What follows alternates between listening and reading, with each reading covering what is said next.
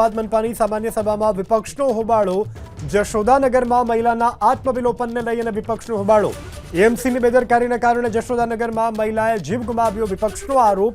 ઓઢવમાં Kharicut canal પાસે યુવકનું તણાઈ જતા મોત થવાનો પણ આરોપ. મૃતક યુવકના પરિવારને કોઈ વળતર ન અપાયું હોવાનો આરોપ.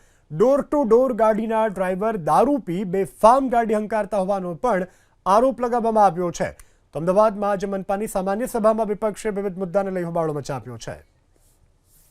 અમદાવાદ શહેરની અંદર કોર્પોરેશનના કારણે 7 થી 8 આ 4 મહિનામાં મૃત્યુ થયા છે, જેનો ટોટલ કોર્પોરેશનના અધિકારીઓ જવાબદાર છે.